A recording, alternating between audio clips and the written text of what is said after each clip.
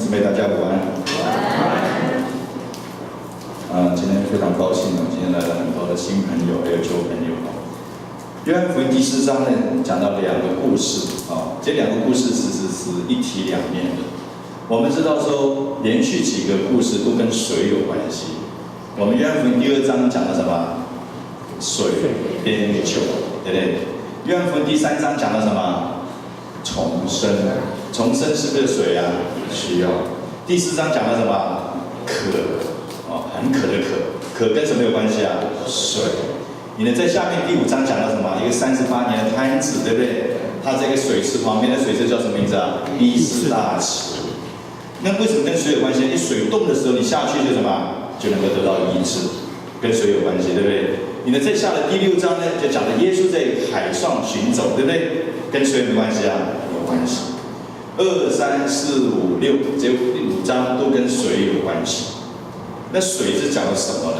那今天跟大家来分享，水在圣经里面就预表到圣灵。那圣灵，刚才我们一直讲到说，我们常常会听到人家讲说，我们敬拜是用心灵与诚实敬拜。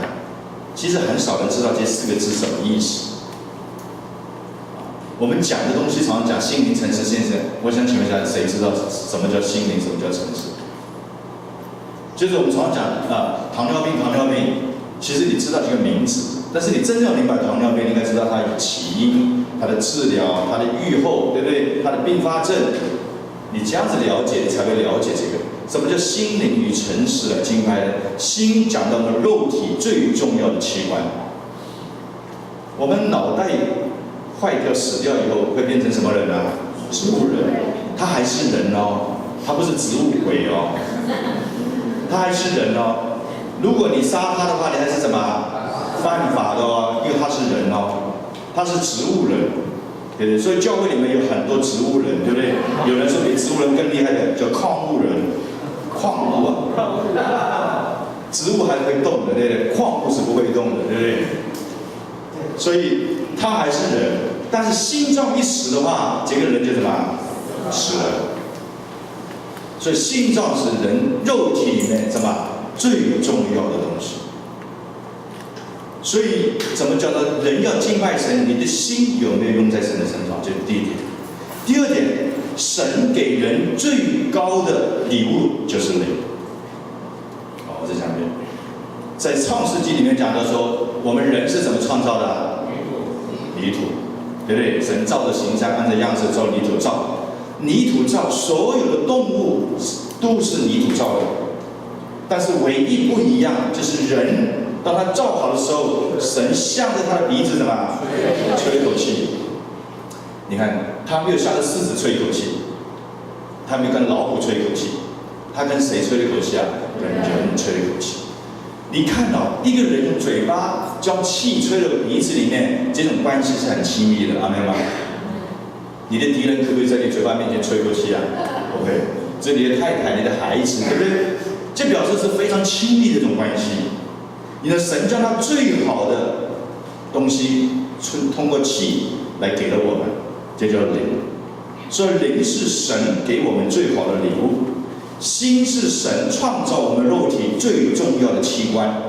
所以用神创造我们最重要的器官叫做心。神给我们最好的礼物叫灵，这2个东西一起结合来敬拜，那才是符合神心愿的。有人用心来敬拜，想尽办法写很多好的歌曲，但是他没有神的灵。他会唱得很好，弹吉他很好，打鼓很会讲话，但他没有灵，他是用心，很用心在唱，所以这不叫敬拜。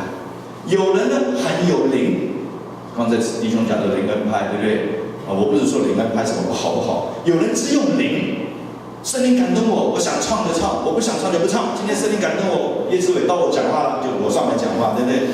有这些弟兄的，我们小组越做越大的时候一定会有这种弟兄自以为了解神。所以圣经里面就告诉我们说，在末世的时候，很多人打着神的口号，对不对？到处什么赶鬼，到处什么说预言，到处什么做假先知。神已经警告我们了，到末后的时候，很多人打着神的名号对不对？我来赶鬼的，我来讲预言的，我来讲先知的，这些人的嘛，完全就是被灵界的东西充满着，但是他没有用心。所以你知道，敬拜必须要有人的心，阿们吗？心就讲到悟性，重不重要啊？重要。保罗讲一句话，我在公开聚会的时候，我领口讲一句悟性的话，造就人，也不要讲100句方言，人家听不懂的东西。所以悟性很重要，因为神给我们的。所以所有事情就分析，对不对？对的。但分析的过程里面，你要跟圣灵连在一起，阿们吗？所以只有心去敬拜价值不大，只有灵敬拜价值也不大，要必须要拿心灵。那诚实是什么意思啊？心跟灵合在一起就是诚实。我们人呢，常常可以看在法院里面呢，这个被告都很诚实，我无罪，我冤枉的，对不对？他承认身上他很诚实，他是心告诉他我是冤枉的，但神知道他不冤枉，但是这是他杀人的。所以我们人也是一样，一个诚实的表现就是人的心里面的思想跟神的灵合在一起，能够讲出来的话叫做什么？诚实。不是嘴巴讲，心讲的人就不诚实的，他没有灵。所以台湾人有句话说：“神人在做什么？神在看。举头三尺什么？跳高一定摸到打1巴掌的人。”这个意思是什么？就是说，你讲诚实的话，你除了用你的心想到，我想办法给我自己辩论，你还想到有什么？有神。所以心灵和诚实就是这个意思。我们敬拜的时候，你要不要用心啊？要。所以训练重不重要啊？重要。但如果训练的里面没有灵的运行，没有圣灵的运行，那个训练就是假的。训练是假的。所以神的很讲究平衡。很多人说我被圣灵感动，我做什么？我被圣灵感动，怎么样？你有没有用心？很多人说我被圣灵感动，弟兄，我要为你做一件事情，人家要不要同意？你有没有考虑过呢？对，我被圣灵感动，我被配我未婚的，我看到个漂亮的姊妹，我说圣灵感动，主耶稣跟我讲说我要跟你求婚。那你有没有用心想想看呢？对不对？有没有考虑到对方的感觉呢？所以如果没有用心，那个灵呢就很小心。灵界有邪灵，所以你发现教会里面很多这灵很敏锐的人很奇怪的，因为他不用心。你也发现教会里面很多头脑很大的人，都什么都分析的，但他没有圣灵，他做起事情来就很枯燥。所以心跟灵都要连在一起，这叫什么？诚实。你现在知道什么是心灵与诚实敬拜。下次我们聚会，我们做任何事情，我们需要用心啊，需要安排，对不对？谁唱歌，谁弹琴，你这么4个人一上来说，帮我去抢了，大家4个去打鼓，这样就没用心。你可能圣灵感动你，今天要4个去打鼓，对不对？那我们这里靠鼓，对不对？你还要分析一下。所以心灵与诚实，神是很逻辑的，心跟灵合在一起，你的话必是什么？诚实。诚实原来叫 truth， 叫真理。那我们看到这边说，刚才弟兄讲得很好，他的背景故事所有4福音书里面，你会发现只有这一个神迹是神主动去找这个人，有没有看到？很多的神迹都是病人什么要求神，大卫子孙啊，可怜我吧，在后面喊，对不对？一个撒玛利亚妇人，她的孩子生病了。他去摸耶稣的什么穗子？你们记得？有一个摊子被4个人什么抬过去，拆掉了那个房屋，叫他睡下去，是吧？都是主动的，只有这个是主耶稣亲自去带，亲自去等他，而且都在中午的时间。为什么？因为他中午才出来。他为什么中午出来？他没眼见人。他以为是只有他知道他有6个先生，其实全城都知道。有没有发现我们常常自己做坏事，以为都是只有自己知道，其实全部人都知道。你在公司里面做了一些坏事，你都以为说所有人都不知道，其实所有人都知道，对不对？所以主耶稣去那边等他。主耶稣知道这个人很渴，他渴什么？他在欲望上面非常的渴。我们每个人有不同的渴，有人渴钱。这个礼拜天我在讲到金钱的好管家，钱是怎么看待？钱很重要。主耶稣曾经用一个比喻讲到钱，这个比喻是用钱来跟谁比喻啊？跟他比喻。你可想而知，钱重不重要？重要。钱可以跟神的儿子来做比喻，来做比较，就是可想而知钱的重要。有人渴钱，为了钱就命都不要了，为了钱神都不要了，为了钱家人都不要了，为了钱朋友都不要了，他渴钱。有人渴什么？渴色，对不对？渴性，很渴。有人渴什么？有人渴地位，有人渴啥？渴面子。有的你不能摸他了，他面子很重要，对不对？他钱没有没关系。有人渴学问，一直追，哇，大学博士、博士后博士、博士后博士。我看过很多博士后的博士都不怎么样的博士，对不对？连最基本的洗碗动作他都不太会，连最基本看到人打个招呼他都不会，因为博士都是这样子。女人的Wingman， 你们看过这个电影吗？他是那个不是讲走路，Wingman， 这个渴，我们每个人都要渴。宇宙神告诉我们，只有一个我们渴的，就是渴慕神。阿们吗？阿们。你渴慕神，后面的地位、金钱、健康、家庭、事业，神都会给你，因为你们还没有求之前，神都什么？都知道。但是渴错地方，他渴什么？渴欢喜，希望能欢喜他。所以主耶稣特别在井旁边等他，跟他讲渴的问题。渴让人想到你会喝水，所以主耶稣在那边等他，看他做这些事情。主耶稣问他拿水喝。撒玛利亚跟以色列人，刚才麦克讲得很好。这个故事在哪里呢？在列王记下第17章，你们可以去查一查看。我们知道主前722年，亚述帝国将以色列北国全部掳走了。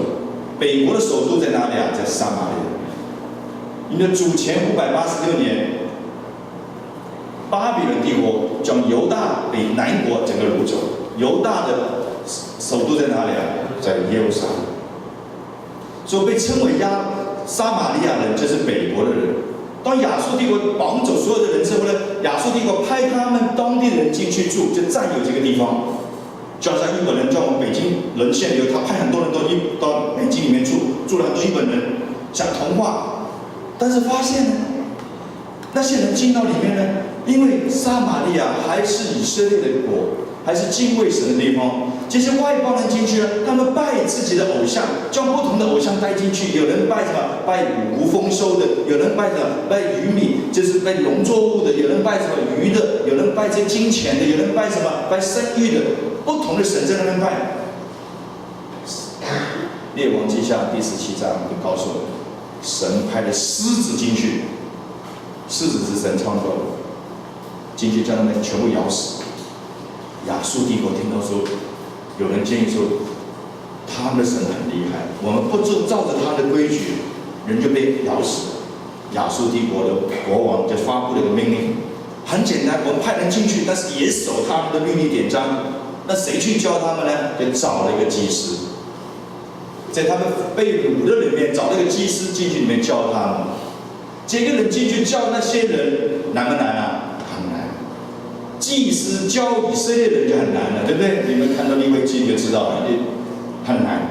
那教外邦人难不难啊？更难。那祭司就会什么？偷工减料，律例典章就讲到人喜欢的就听，不喜欢就不听，所以慢慢风气形成。让以色列人真正的犹太人看不起住在那边的以色列人，这是他的背景故事。所以撒玛利亚人是给人看不起的，因为不是他们血统不纯，他还有什么真理不纯不清楚，真理不清楚，所以他们看不起他。所以主耶稣为了这件事情，特别去到虚加，虚加是亚兰文。耶稣基督那个时候是讲亚兰文，亚兰文是什么国家讲的？叙利亚讲，现在叙利亚人也是讲亚兰文。所以上次我们看到电影叫做什么《受难记》，对不对？它里面讲的是亚兰文。所以你看有英文翻译，有中文翻译，因为它讲的是亚兰文。那旧约里面的事件就是虚假的意思。那事件这个城市是谁的呢？是雅各赐给他的儿子约瑟。我们稍微去看一下民数记不是民数记，约书亚记第24章里面你知道以色列人在埃及430年。雅各死在埃及的时候，他死了以后，约瑟就将他父亲送回去迦南地，装在希伯伦。但约瑟死的时候呢，他们没有装回去，他们装在哪里啊？装在埃及。当他们做了430年，神要带他们出埃及的时候，他们抬了约瑟的棺材，在旷野走了多少年啊？40年。你呢？最后他们进到约书亚记的时候，当他们进到迦南地的时候，他们将约瑟的尸体装在哪里啊？装在世界。所以这就是他的背景故事。所以读圣经为什么读点历史很重要？因为才知道将这些故事连在一起。所以世界里面呢有一个圣山，刚才麦克讲得很好，基利心山，还有以巴路山。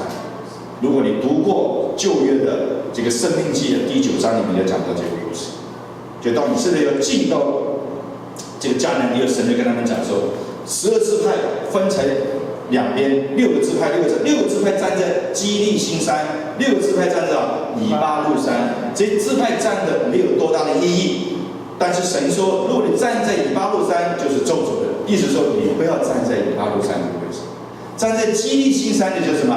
祝福的，你要站在祝福神的话的地方，就是给世人了解，你要神的祝福，你必须要站在神的立场，阿们吗？你不能说我不站在神的立场，我也要神的祝福。那这个就是我常常讲的，这要一杯什么？热的冰咖啡，我冰的热咖啡都一样意思，对不对？世界上没几个东西。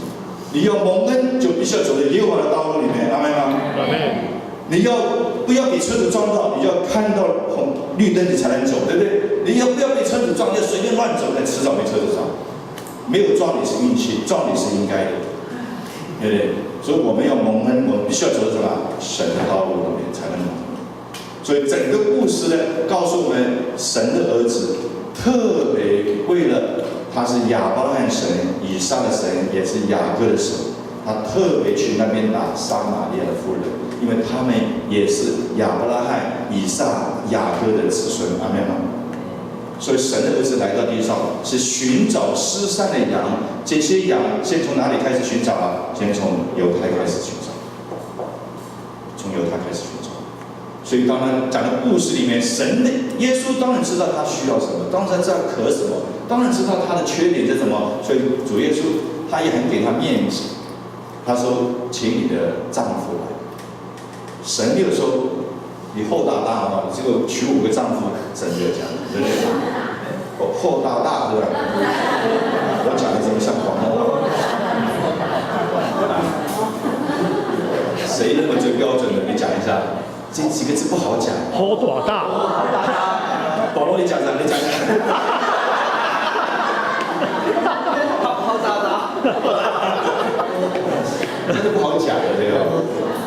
你看这个故事告诉我们，传福音要怎么传？传福音，你要知道这个人的需要，阿们吗？但不是直接戳他的伤口。这个很重要。如果一个传福音的人，你不知道他的需要，你就摸不着边，阿们吗？就像我做过医生，我要明白这个病人的病情，阿们吗？但是我不能直接戳他的病。这个病铁死了，直接戳他的病。我跟你讲，我知道你的病在哪个地方，所以你要治理，要照着一个方法。所以你先给他什么盼望，阿们吗？福音要先给他盼望。你不能讲说，哇，你不信主就灭亡，这个是真理没有错的，你就直接戳他。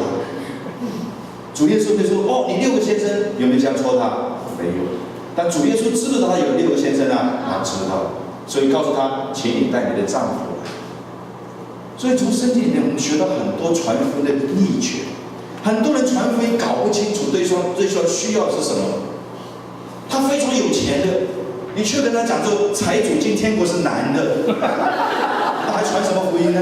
既然是难的，就不要弄了，对不对？你不能这样子，你知道吗？你跟他传福音，刚刚那个人是贪官，对不对？贪污的，你要跟他传福音，要救他。哇，你说啊，这贪污啊，在台湾还好啊，在共产党枪毙的，对不对？那不是戳他吗？但是你要知道他的问题在哪里，阿们吗？这圣经里面学到传福音技巧，我们要明白他的需要，但是嘛，不要戳他，先给他盼望，给他条道路，他才会来信耶稣。所以，如果你不明白，他觉得你根本不了解他，他不会来信。如果你戳他，他发现你根本就是个来伤害他的，他也不会相信。你只有什么，让他知道你需要是什么，我知道，但是我也给你什么盼望，给你盼望，就传福音最好的，就跟主耶稣学。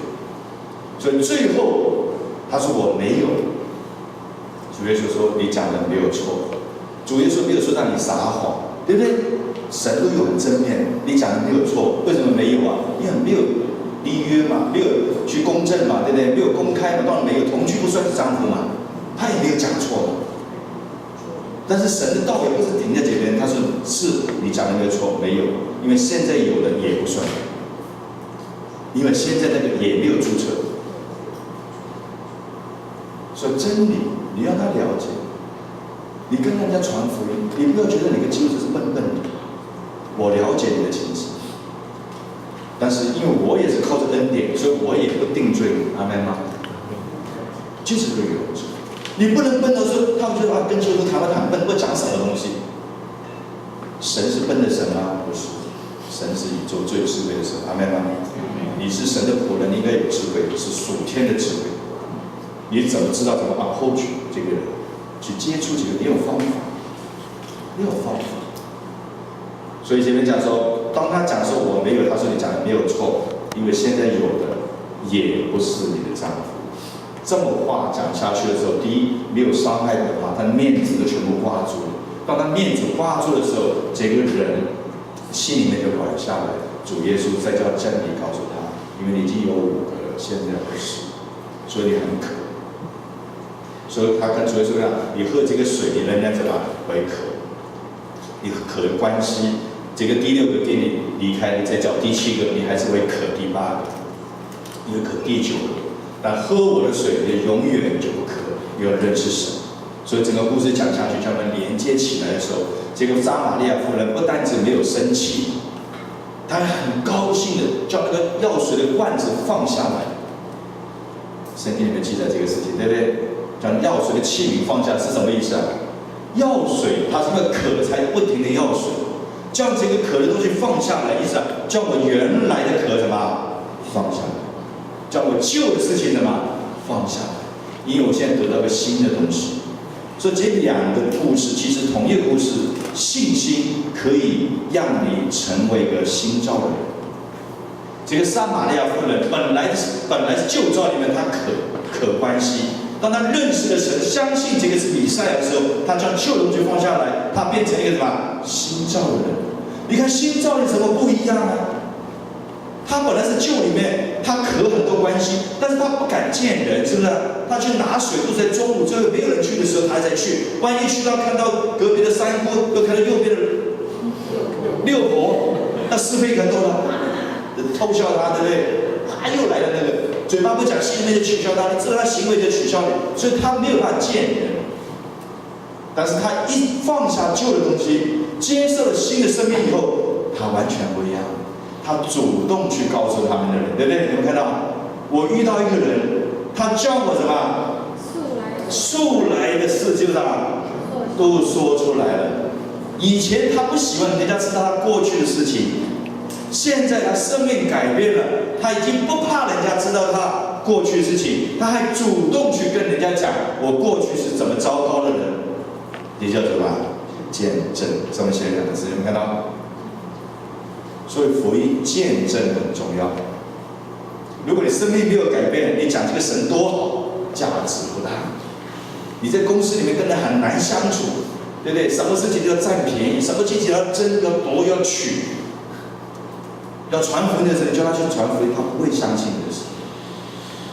见证很重要。人家看到这个人从来到晚都不敢白天出来，白天出来都是拿水的，晚上偷偷摸摸做坏事，手整个虚假成人都知道。但是他今天有了个新的生命，因为信心给他新的生命，认识了弥赛亚，他将旧的东西放下来，他愿意将自己的什么缺点跟人家讲，反而这个缺点帮助了整城的人，你们看到吗？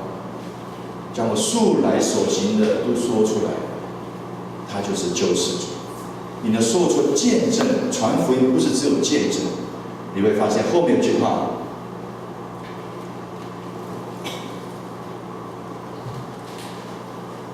，41节，我们就读一下吧。你耶稣的话，信的人就更多了。见证必须要加上什么？耶稣的话，明白吗？很多人做见证，哇，我病得医治啊，我信了耶稣有了，我就发财了。我信耶稣，我孩子本来不听话的，现在听话了，这个价值不大。有人坐在下面享受是你被医治，也有人不被医治的。是不是所有基督徒有病都被医治啊？不是。所以你讲这个见证价值不大。是不是所有基督徒都发财啊？要饭的也有的。是不是？所以只有见证价值不大，必须要加上什么？耶稣基督的话，就是圣经。所以见证必须要有神的话的配搭，这个见证才有强而有力。阿门吗？阿门。神没有答应说每个信主的人都发财，没有这样。神也没有答应说所有信主的人病都得医治，没有这样说，对不对？没有这样说。但是神为什么医治他不医治你，医治你不医治他呢？你需要配合什么？神的话，阿门吗？那神的话怎么配合呢？那这个是个很特别的课，那不是今天要讲的东西。这不是今天要讲的东西，这个是有专门的，有个旨意在那边。所以这是第一点，传福音。这个撒玛利亚能够信主，因为他的见证，整个城里面，对不对？第二，他们都听见什么？神的话，而且下面还有第三个很重要的哦。第三个写在哪里呢？写在42节，我们一起来读来。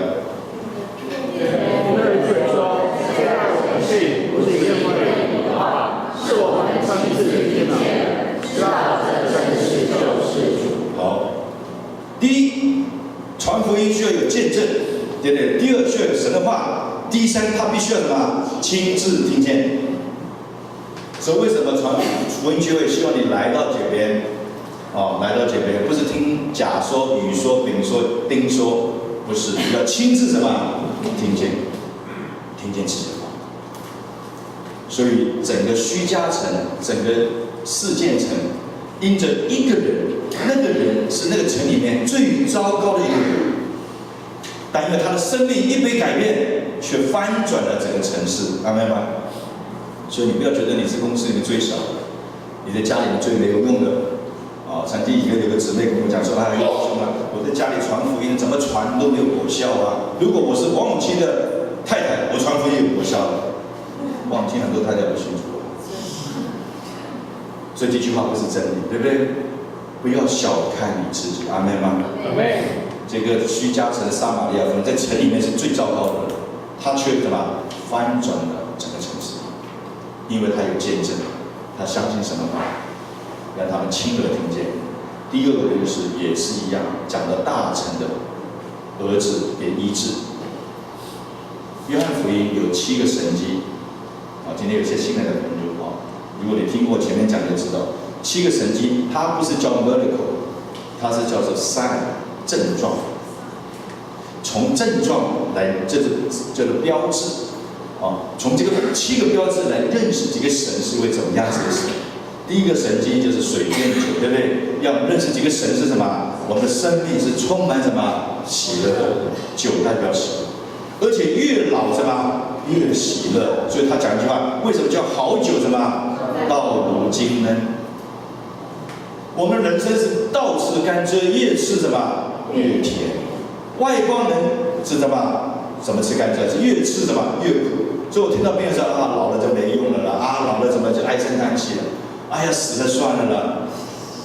我对骨科很多老人家，来都是埋怨对不对？那个先生也陪着他一起先生很可怜的，这个男生肚比较强壮一点，对不对？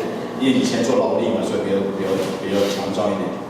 哎呀，太太都说，哎呀，我死了没有用。我说你先生怎么办？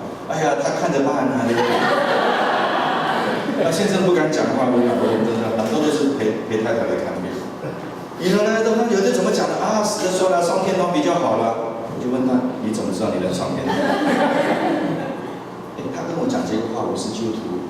我也不能戳他，我说你是铁面王，不能戳他，但我也不能不了解他的情形，阿妹吗？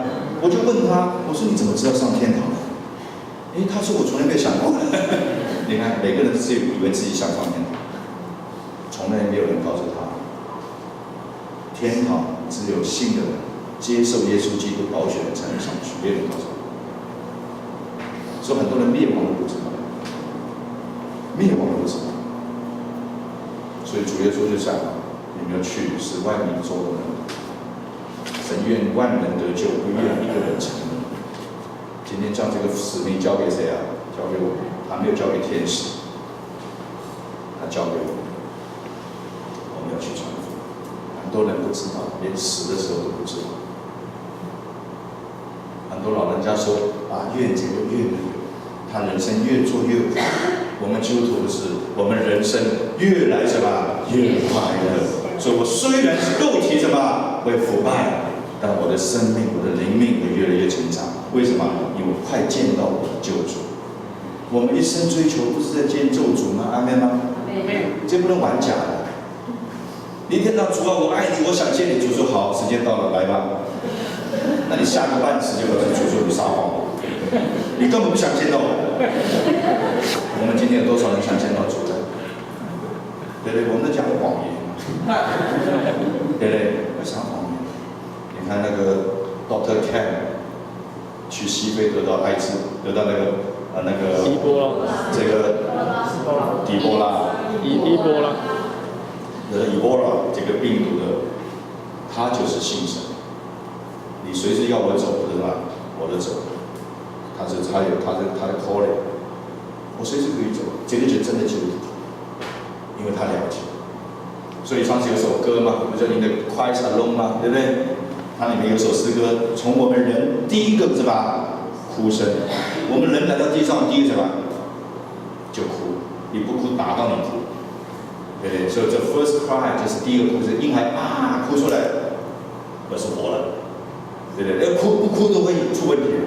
到我们人最后一个什么呼吸，我们人一定有最后口气。这边讲的都是神的恩典，神的安排。所以我们要见神。如果你追求是想见到神的，表示你追求是完整的；如果你追求是不要见到神的，那你追求是完假的。就心情其实很容易看得出来，很容易看得出来。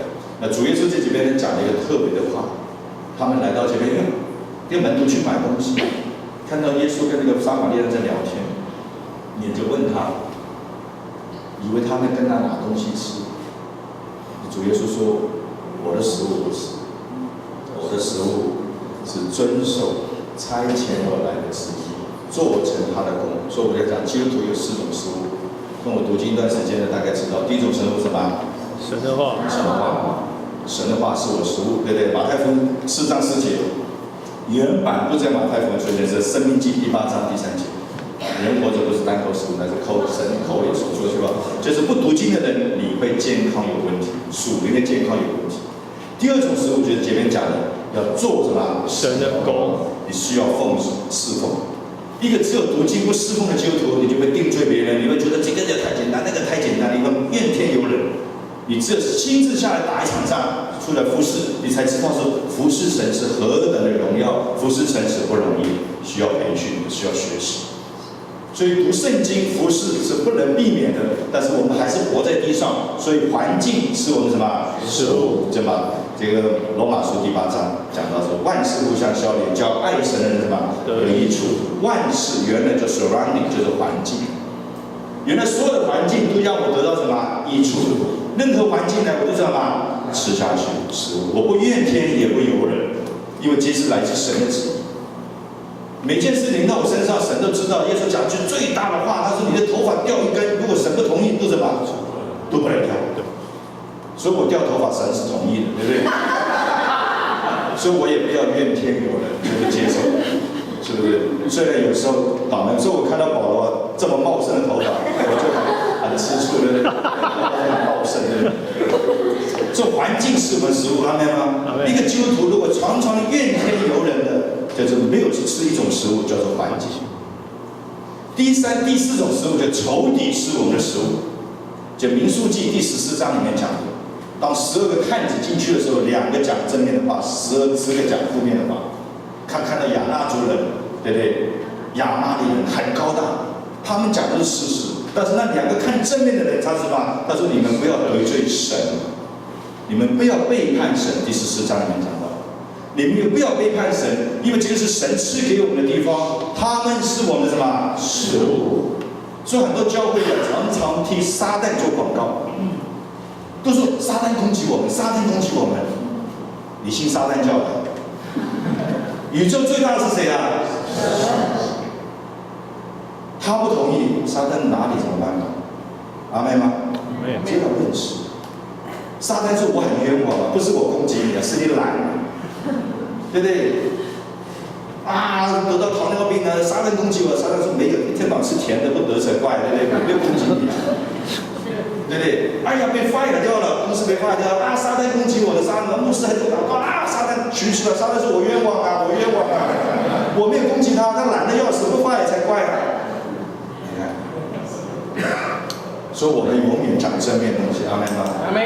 不要替撒旦做广告，撒旦没有这么厉害，撒旦已经被我们主伤了他什么？头，神灵有圣，撒旦真的要来摸你，那你真的是约伯。对，但是谁要同意啊？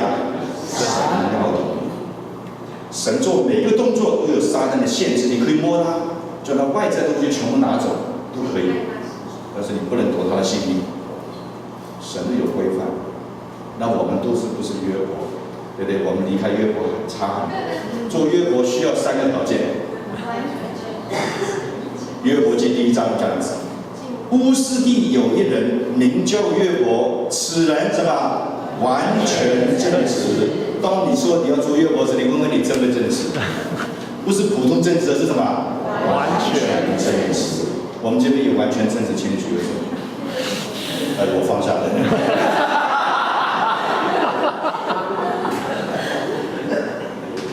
第二是什么？敬畏神。我们有时候敬畏神，跟我的意见差不多，我就敬畏；神跟我意见不一样，我就不敬畏，对不对？选择性的敬畏就不叫敬畏。第三是什么？远离恶事。我们大恶不敢做，小恶常常犯。说3个条件，没有个条件都标准的，所以你还不是撒旦的对手。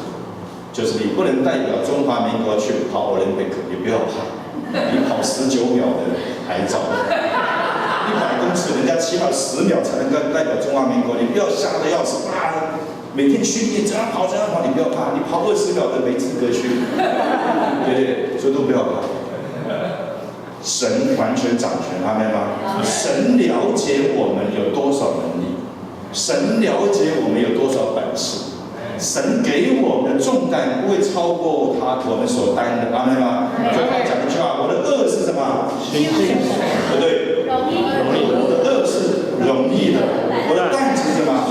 轻省的。这2句话相反过来就出问题的真理，出问题的真理，就好像说我们灵巧像什么？蛇，善良什么？反过来就是出问题。对，所以很多真理不能反过来的。地上捆绑，天上什么？捆绑。地上释放，天上什么？释放。这就要反过来有出问题。有人说天上捆绑，地上才捆绑，那我们是做假的。你了解吗？真理不能一字不能差的。所以2个故事都一样的。撒玛利亚相信耶稣是弥赛亚，所以他的生命改变了。大臣的儿子，大臣相信弥赛亚，相信他会医治他的病，他的信心让他的儿子重新得到什么新的生命，就是第4章里面所讲。我们下一次是第5章，但愿今天的话能够帮助大家成为日常生活上的需要。我们最后做个祷告。主，我们感谢你，我们都是像撒玛利亚妇人一样，我们从前不认识你，我们都可地上的关系，可地上的金钱，可地上的这个财富，可地上的面子。